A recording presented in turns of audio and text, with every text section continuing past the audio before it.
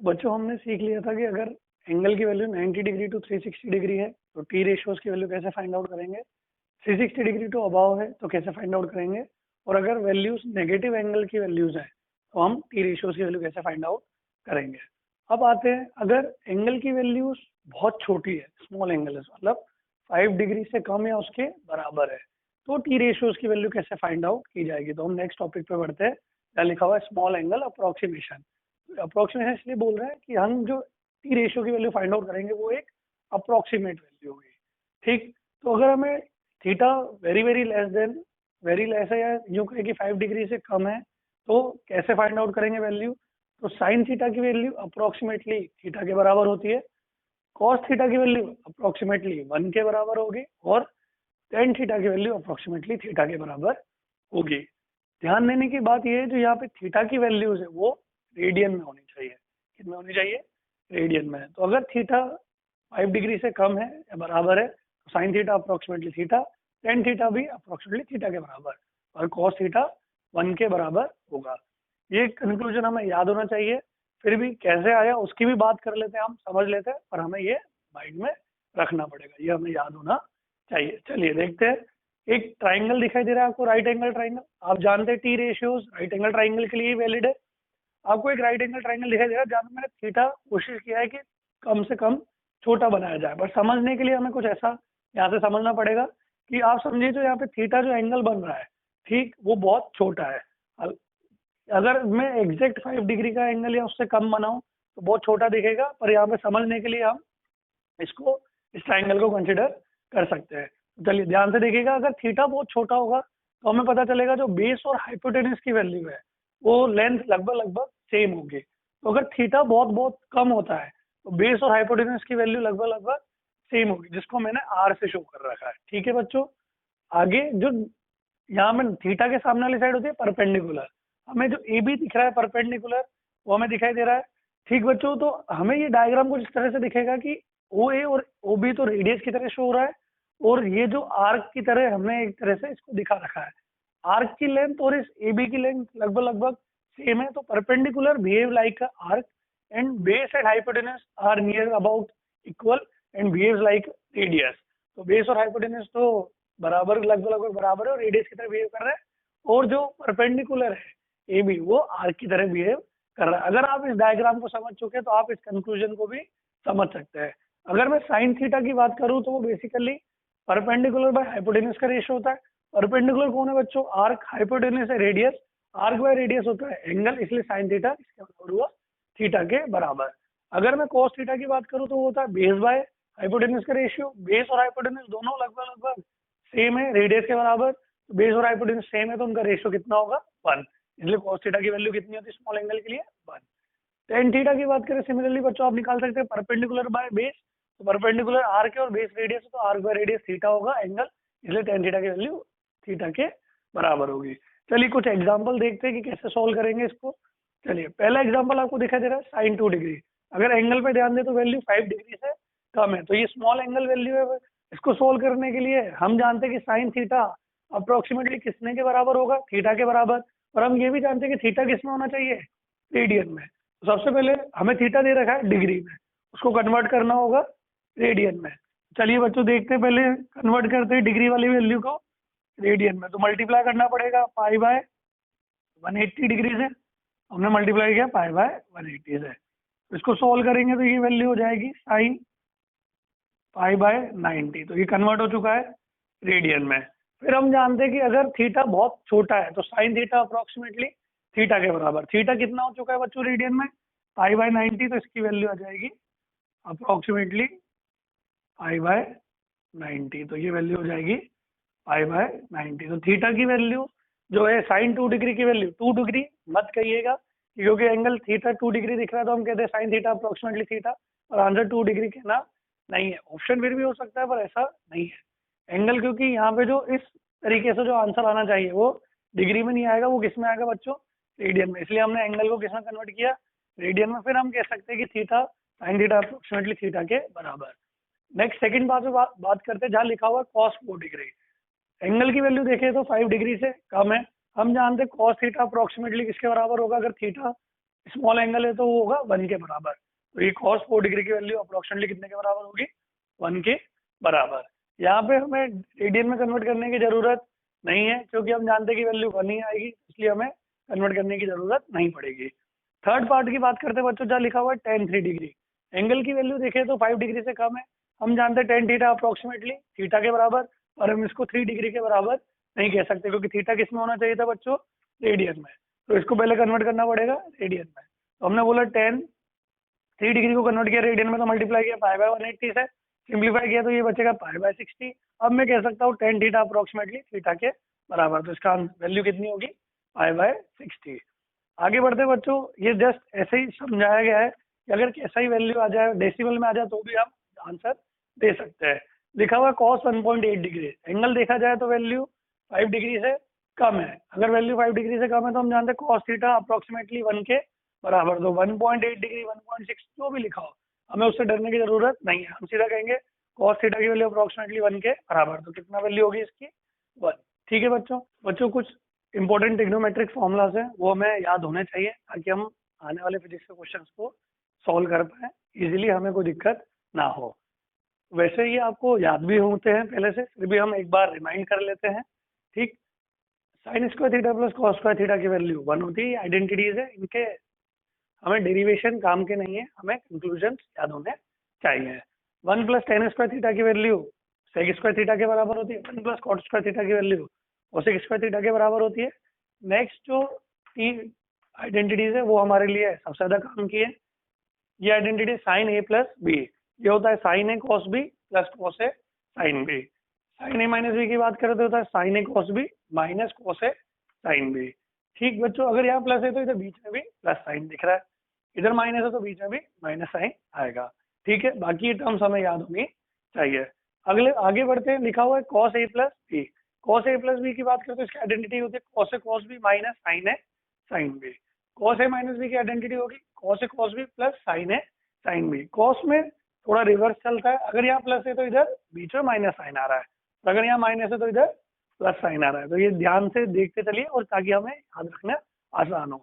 Sign वाले case में भी इधर प्लस है तो इधर भी प्लस, इधर माइनस है तो इधर भी माइनस। और कॉस वाले केसेस में अगर इधर प्लस आ रहा है प्लस भी प्लस आ रहा है तो इधर बीच में माइनस साइन आएगा, इधर माइनस आ रहा है तो इधर प्लस साइन आएगा। ये चार आइडेंटिटीज बच्चों हमारे लिए बहुत काम की है, ये हमें याद होनी चाहिए, जो हमें फिजिक्स के सवालों में काम आएंगी ही आएंगी। तो ये चार आइडेंटिटी हमें बच्चों बहुत अच्छी तरह से याद होनी चाहिए।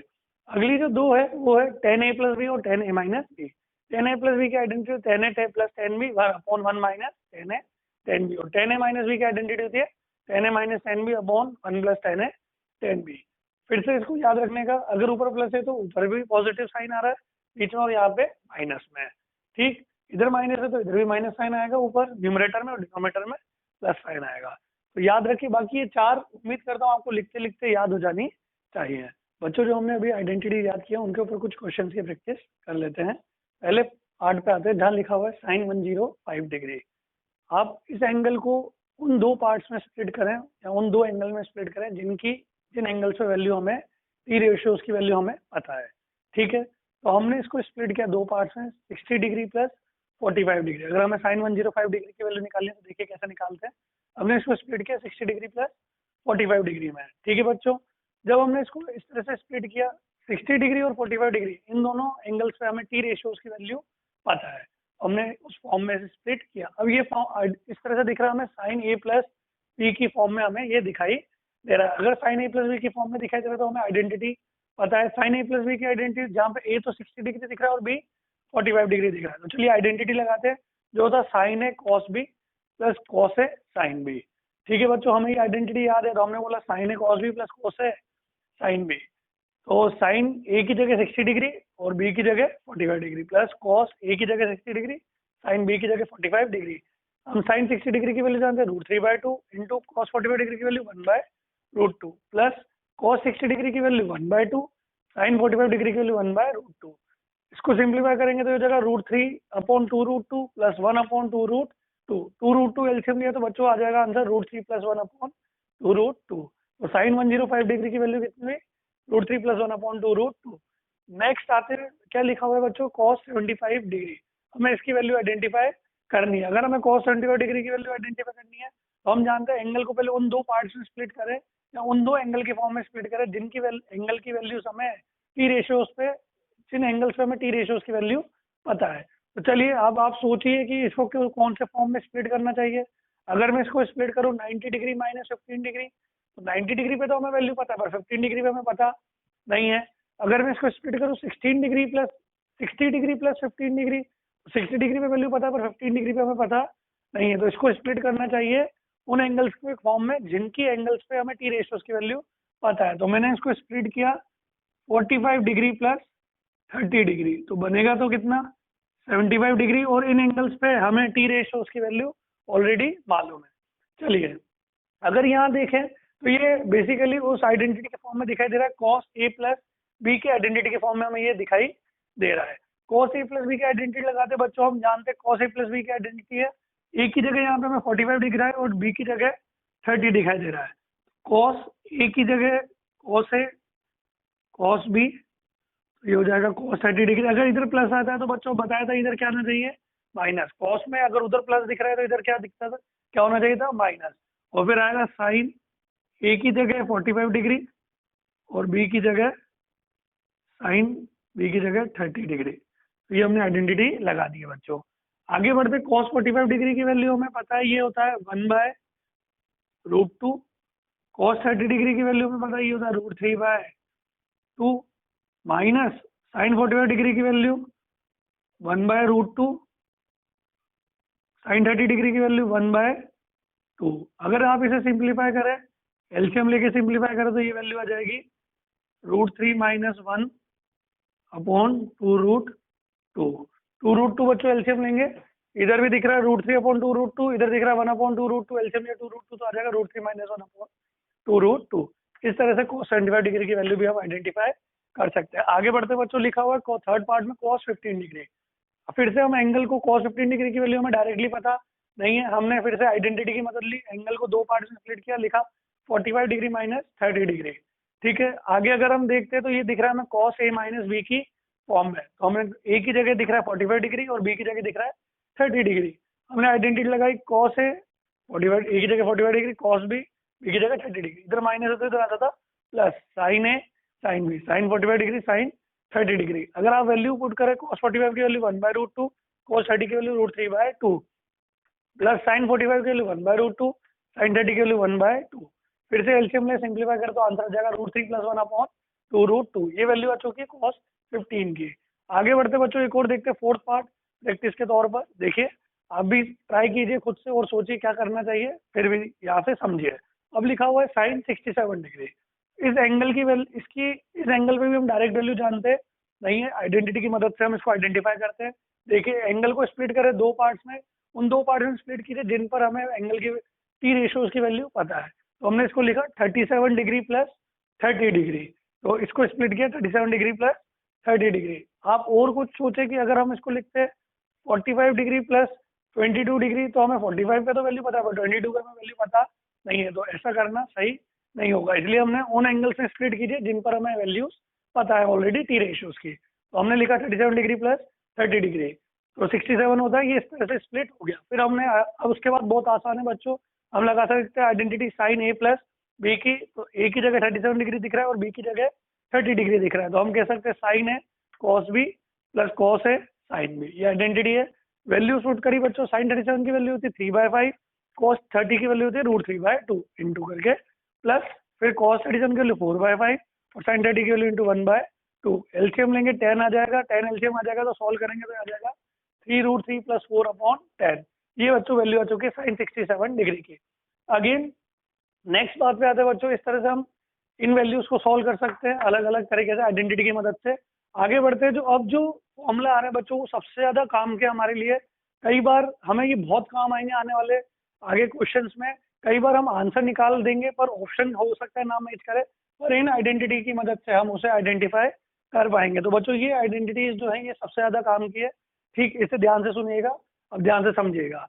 तो हमने बोला साइन 2a जो आइडेंटिटी है हमें ये लर्न करना ही है, हमारे पास कंक्लूजन सीधा याद रखना है, डेरिवेशन हमें बताने से भी हमें कोई ज्यादा फायदा होगा नहीं, हमें वैसे भी डायरेक्टली डेरिवेशन बताने के बावजूद भी हमें कंक्लूजन पे ही फोकस रखना होगा, तो हमें इन आइडेंटिटीज को याद रखना पड़ेगा। चलिए देखिएगा, साइन 2a जो आइडेंटिटी वो होता है 2 साइन है कॉस है। अगर कॉस 2a की आइडेंटिटी की बात करें तो वो फॉर्मूला होता है कॉस स्क्वायर है माइनस साइन स्क्वायर है। इस फॉर्मूले को अपन 2 और फॉर्मूलेस में कन्वर्ट कर सकते हैं। अगर मैं साइन स्क्वायर ए की जगह रख सकता हूँ 1 माइनस कॉस स्क्वायर है, जैसा कि हम जानते हैं cos square A plus sine square A equal to 1 होता है, तो साइन स्क्वायर ए की जगह हम पुट कर सकते हैं 1 माइनस कॉस स्क्वायर है। अगर ये पुट करेंगे तो वैल्यू बन जाएगी 2 कॉस स्क्वायर है माइनस 1। तो इसका ये फॉर्मूला भी है और ये फॉर्मूला भी हमें याद होना चाहिए। कॉस 2a को कॉस स्क्वायर है माइनस साइन स्क्वायर है, उससे ये रिड्यूस हुआ 2 कॉस स्क्वायर है माइनस 1। अगर आप इसी फॉर्मूले में कॉस स्क्वायर ए की जगह रख दे 1 माइनस साइन स्क्वायर ए, तो ये फॉर्मूला बन जाएगा 1 माइनस 2 साइन स्क्वायर ए। तो इस तरह से इसकी 3 आइडेंटिटीज हुई, cos 2a के 3 फॉर्मूले हुए, cos स्क्वायर है माइनस साइन स्क्वायर है, और उसी से ये 2 फॉर्मूले और डेवलप किए गए, 2 cos स्क्वायर है माइनस 1 और 1 माइनस 2 साइन स्क्वायर ए। अगर आप बच्चों ध्यान से देखें तो यहाँ पे हमें एंगल 2a दिख रहा है, तो राइट हैंड साइड में हमें एंगल ए और ए दिख रहा है। समझे बच्चों? तो यहाँ से ध्यान से सुनिएगा इसको। अगर यहाँ एंगल ट्वाइस है तो RHS में आपको एंगल क्या मिल रहा है? सिंगल एंगल मिल रहा है। तो यहाँ पे जो डबल एंगल है वो रिड्यूस होकर किस में कन्वर्ट हो गया है? सिंगल एंगल में। यहाँ पे भी ध्यान से देखें बच्चों, यहाँ पे भी डबल एंगल है और यहाँ क्या मिल रहा है? ए और ए। तो डबल एंगल किस में रिड्यूस हो गया है? सिंगल एंगल में। इसलिए इन फॉर्मूलाज को हम बोलते हैं रिडक्शन फॉर्मूला। इसी तरह से बच्चों आगे बढ़ते हैं। अगर यहाँ से हम अब साइन 2a था तो हमें ये आइडेंटिटी याद हो चुकी है।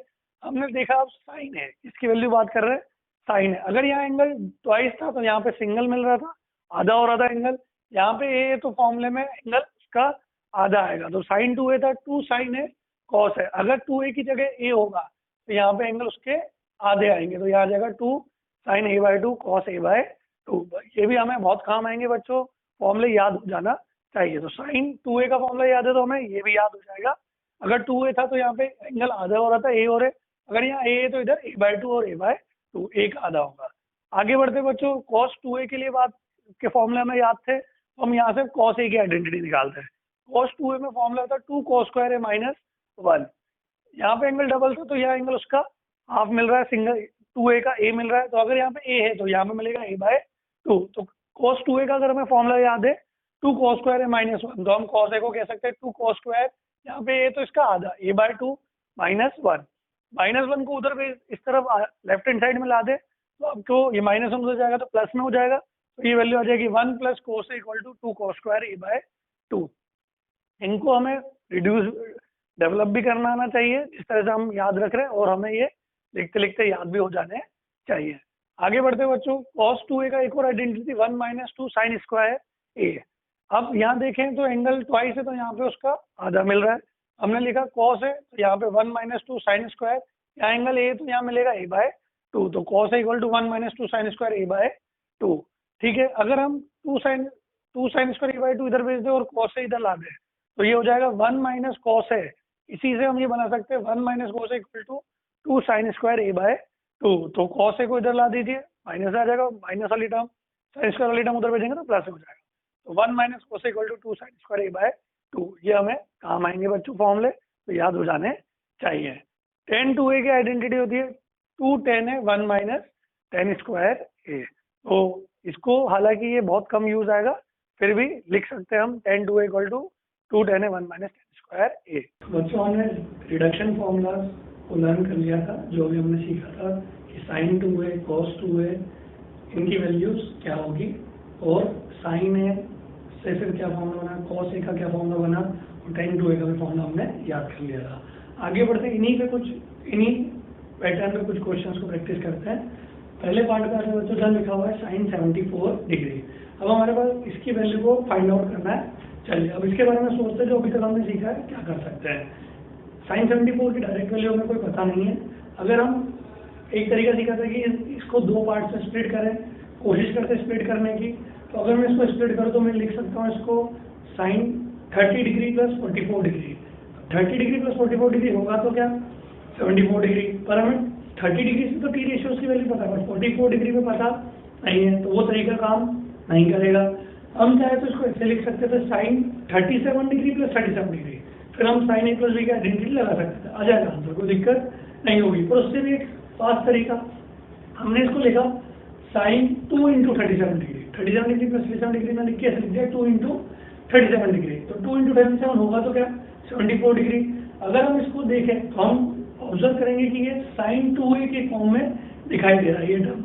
अगर ये साइन 2a के फॉर्म में दिखाई दे रहा है तो हम साइन 2a की आइडेंटिटी जानते हैं, जो था बच्चों हम जानते थे 2 sin a cos है, साइन 2a का फॉर्मूला था 2 sin a cos है। a की जगह हमें दिखाई दे रहा है 37 डिग्री, तो हमने पुट किया 2 sin 37 डिग्री cos 37 डिग्री, इसको आइडेंटिटी फॉर्म में आइडेंटिटी जानते तो अप्लाई करके इसको लिखा 2 sin 37 degree cos 37 degree. sin 37 की वैल्यू है 3/5, cos 37 की वैल्यू होती है 4/5। वैल्यूज पुट करी, मल्टीप्लाई किया तो आ जाएगा 24/25। तो sin 74 डिग्री की वैल्यू कितना हुई बच्चों 24/25। सेकेंड पार्ट में बात करते हैं, देखते हैं कि इसमें कैसे सोल्व करें, इसकी वैल्यू को निकालना है cos 106 डिग्री, इसको सोल्व करते हैं। फिर वही एक तरीका कि पहले सोचते हैं कि स्प्लिट करने से कुछ हो सकता है कि एंगल में स्प्लिट करें ताकि हमें वैल्यू मिल जाए। अगर मैं स्प्लिट करके सोचूं इसे तो मैं लिख सकता हूँ cos 60 डिग्री प्लस 46 डिग्री। अब 60 डिग्री प्लस 46 डिग्री में स्प्लिट तो हो गया, पर 60 डिग्री पे हमें टी रेशियो की वैल्यू पता है, पर 46 पे हमें पता नहीं है, तो उससे हमारा प्रोसेस सॉल्व नहीं हो पाएगा। ठीक है, एक और देखते हैं कि क्या मैं इसको 90 डिग्री प्लस 16 डिग्री लिखूं। 90 डिग्री प्लस 16 डिग्री से स्प्लिट करता हूं तो 90 डिग्री पे हमें टी रेशियो की वैल्यू पता है, पर 16 डिग्री पे पता नहीं है, तो फिर वो हम आइडेंटिटी से उसको स्प्लिट इस तरह से स्प्लिट करने से हमें कोई फायदा होने वाला नहीं है। तो हमने इसको सिंपल सा एक नॉर्मल सा प्रोसेस अप्लाई किया, ये दिखाई दे रहा है 106 डिग्री, इसको हमने लिखा cos 2 इंटू 53 डिग्री, तो इसको इस तरह से लिखा cos 2 into 53 degree. 2 into 53 degree बच्चों था 106 डिग्री, तो हम इस मतलब इस तरीके से हम इसको सिंप्लीफाई करते हैं। तो अगर इस फॉर्मूले को इस एक्सप्रेशन को देखें तो हमें ये cos 2a से मैच करता हुआ नजर आएगा कि उस तरह से हमें ये दिखाई देगा। तो हम cos 2a की आइडेंटिटी लगा सकते हैं अगर ये उससे मैच कर रहा है तो हम देखें a की जगह दिख रहा है 53 डिग्री, cos 2a की आइडेंटिटी हम जानते थे cos square a minus sine square है, तो हम वो अप्लाई करते हैं। देखिएगा बच्चों, तो अगर हमने वो आइडेंटिटी अप्लाई की, a की जगह क्या दिख रहा है 53 डिग्री, तो अप्लाई किया cos square 53 degree minus sine square 53 degree. चलिए अब ये पता चल गया, तो हमें वैल्यूज पुट कर देते हैं, हमारा आंसर आ जाएगा। cos 53 की वैल्यू होती है 3/5, स्क्वायर करेंगे तो हो जाएगा 9/25। साइन 53 की वैल्यू तो 4/5, स्क्वायर करेंगे तो 16/25। फिर फाइनल वैल्यू 25 एलसीएम ले लीजिए, 9 माइनस 16 हो जाएगा 7, तो वैल्यू आ जाएगी -7/25। तो इस तरह से हम cos 106 डिग्री को भी आइडेंटिफाई कर सकते हैं। तो कितना आ गया बच्चों ये वैल्यू -7/25। आगे बढ़ते हैं, नेक्स्ट चीज करते हैं, थर्ड पार्ट लिखा हुआ है sin 22.5 डिग्री। अब एंगल देखते ही कई बार तो हमें लोग आधे से ज्यादा तो लोगों को डर आता है कि 22.5 डिग्री ऐसा कैसे, ये कैसे फाइंड आउट करें। चलिए इसको भी समझते हैं, डरने की जरूरत नहीं है। अगर हमें रिडक्शन फॉर्मूलाज या बाकी आइडेंटिटीज हमें याद हो चुकी है तो हम इसको भी सॉल्व कर सकते हैं। देखिएगा, ध्यान से देखिएगा। अब आता है sin 22.5 डिग्री। अब सोचते हैं कि इसको कैसे आइडेंटिफाई करें। सोचे कि स्प्लिट करके लिखें तो लिख सकते हैं हम, चाहे तो इसको एक ट्राई करते हैं 45 डिग्री माइनस 22.5 डिग्री होगा 22.5 डिग्री, 45 डिग्री माइनस 22.5 डिग्री। अब 45 डिग्री पे तो हमें एंगल्स की वैल्यू पता, टी रेशियोज की वैल्यू पता है, और 22.5 डिग्री पे हमें टी रेशियो की वैल्यू पता नहीं, तो स्प्लिट करने से इसको सॉल्व नहीं किया हो पा कि अगर हमें इसको दो पार्ट में स्प्लिट करें। आगे बढ़ते हैं, आइडेंटिटी के बारे में सोचते हैं। फिर हम सोचते हैं चलो एक आइडेंटिटी साइन 2a से अप्लाई करके देखा कि क्या उससे कुछ हो सकता है।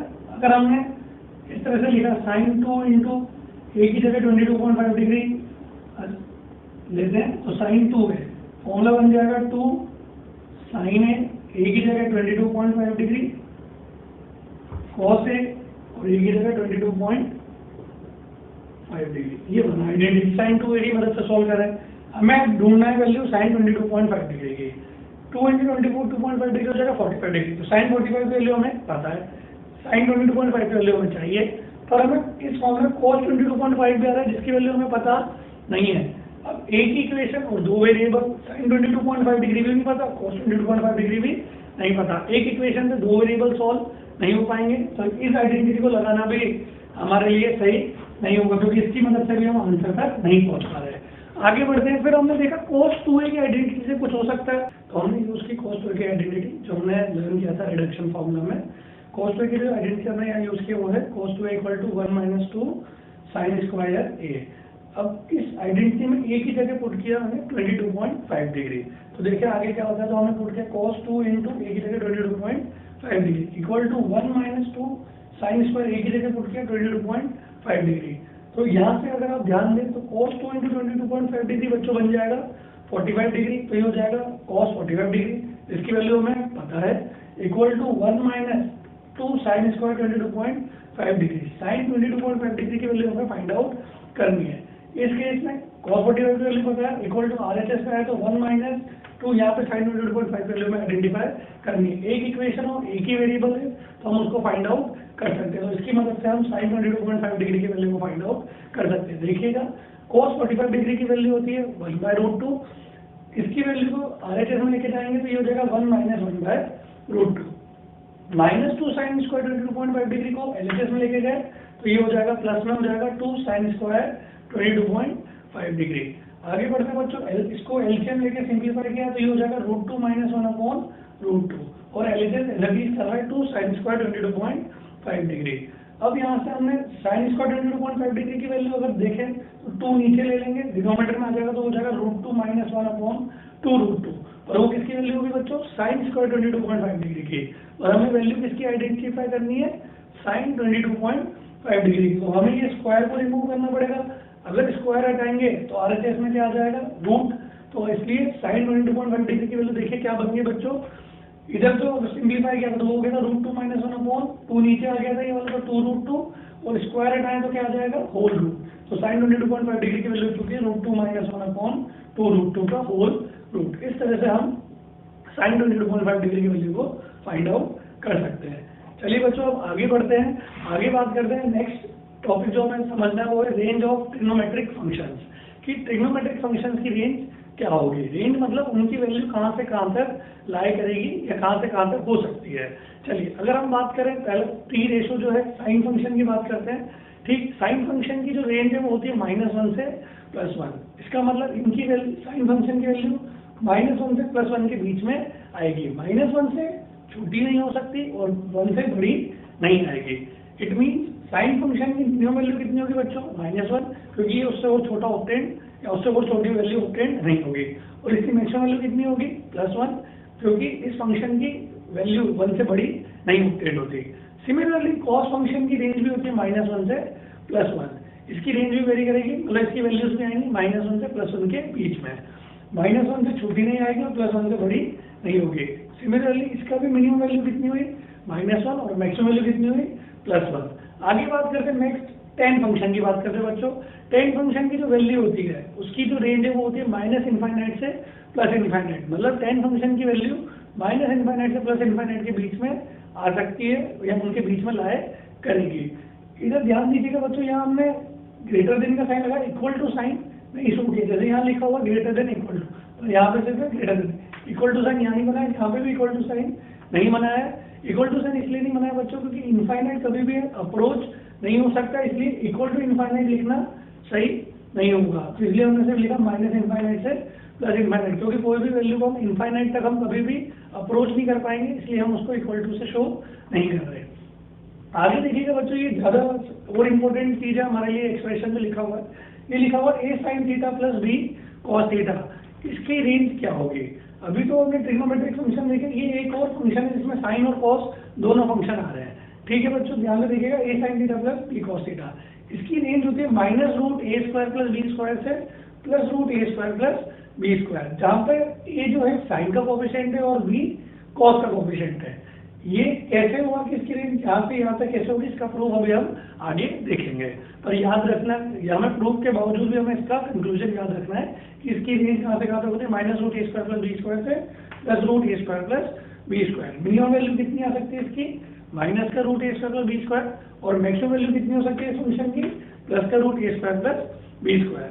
चलिए इसके प्रूफ से पहले हम एक क्वेश्चन को प्रैक्टिस कर लेते हैं। देखिएगा, एक क्वेश्चन लिखा हुआ है हमारे पास जहाँ पे हमें x का एक इक्वेशन दे रखी है, x = 3 + 2 sin थीटा, और हमें कहा गया है कि x की maximum and minimum value find out करनी है। चलिए एक्सप्रेशन को ध्यान से देखिएगा, तो हमें दिख रहा है कि 3 तो यहाँ पर कांस्टेंट है, 2 भी कांस्टेंट है, पर sin थीटा अगर थीटा चेंज होगा तो sin थीटा की वैल्यू भी चेंज होगी। इट मीन sin थीटा जैसे वेरी करेगा वैसे x की वैल्यू भी वेरी करेगी। तो ये हम इक्वेशन में समझ पा रहे हैं कि अगर साइन थीटा बदलेगा तो एक्स भी चेंज होगा। तो हमने अगर हमें एक्स की मैक्सिमम वैल्यू पता लगानी है और हमें दिख रहा है कि जो साइन थीटा वाला एक्सप्रेशन आ रहा है ये कहाँ आ रहा है, न्यूमरेटर में। ठीक बच्चों, तो अगर हम कहेंगे कि अगर साइन थीटा की वैल्यू मैक्सिमम होगी तो एक्स की वैल्यू भी कैसी आएगी बच्चों, मैक्सिमम। और अगर साइन थीटा की वैल्यू मिनिमम होगी तो एक्स की वैल्यू भी कैसी आएगी, मिनिमम। तो इट मीन्स अगर साइन थीटा मैक्सिमम तो एक्स भी मैक्सिमम ऑब्टेंड होगा, अगर साइन थीटा मिनिमम होगा तो एक्स की वैल्यू भी मिनिमम ऑब्टेंड होगी।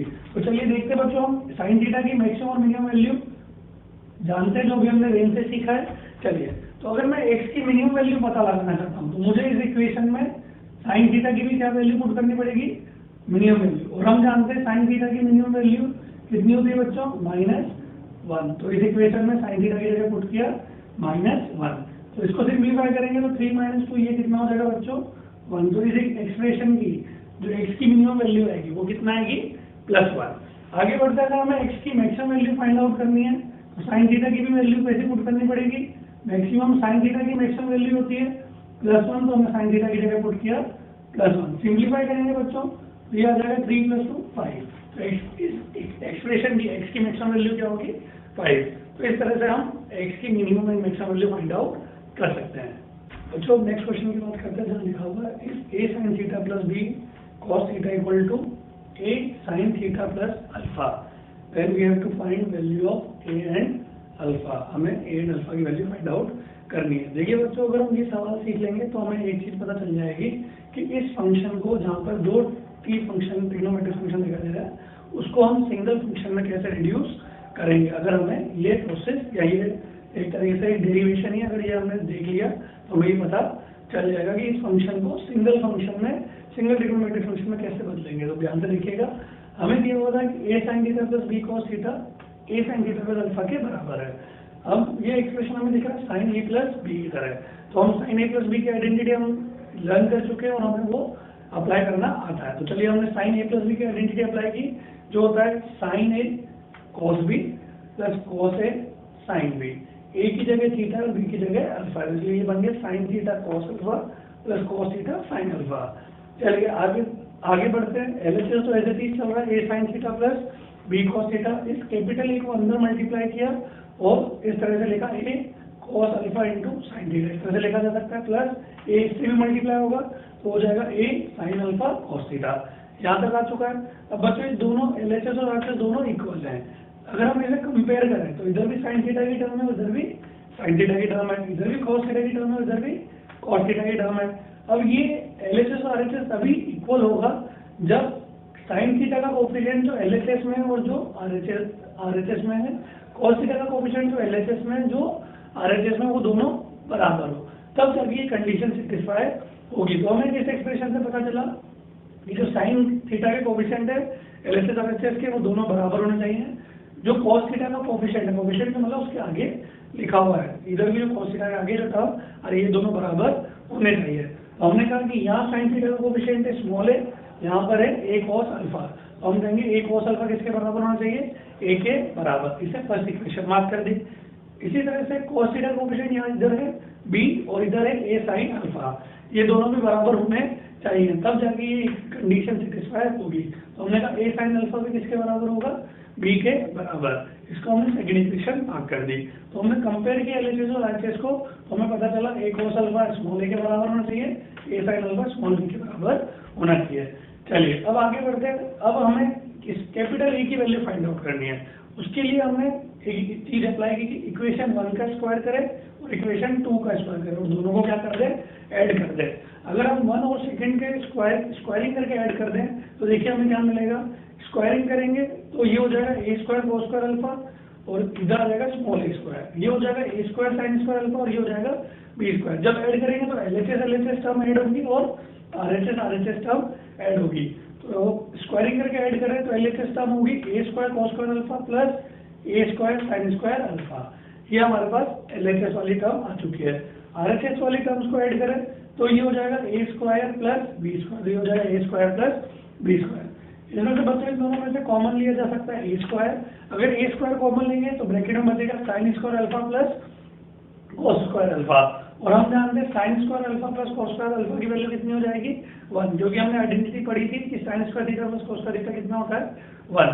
थीटा की जगह यहाँ अल्फा है तो कोई दिक्कत की बात नहीं है, तो हमने ए स्क्वायर कॉमन लिया और क्या आ जाएगा sine square alpha plus cos square alpha equal to A square plus B square. Sine square alpha plus cos square alpha हो जाएगा 1, तो ए स्क्वायर इंटू 1 यहाँ बचेगा ए स्क्वायर इक्वल टू RHS में चल रहा है ए स्क्वायर प्लस बी स्क्वायर। हमें वैल्यू ढूंढनी है ए की, स्क्वायर हटाएंगे तो यहाँ आ जाएगा रूट, तो कैपिटल ए की वैल्यू कितनी आ गई है बच्चों under root of A square plus B square. तो हम ए की वैल्यू को फाइंड आउट कर चुके हैं according to the equation. A की वैल्यू होगी under root of A square plus B square. ध्यान देने की बात ये बच्चों कि जो स्मॉल है वो साइन का कोफिशिएंट है और जो स्मॉल बी है वो कॉस का कोफिशिएंट है, ये हमें ध्यान रखना है। आगे बढ़ते हैं, अभी भी हमें अल्फा फाइंड आउट करना है। अल्फा के लिए हमने क्या किया, इक्वेशन 2 को 1 से डिवाइड किया कि 2 डिवाइडेड बाय 1, LHS डिवाइड होंगे और RHS डिवाइड होंगे। तो 2 का LHS है a sin अल्फा और 1 का LHS है a cos अल्फा।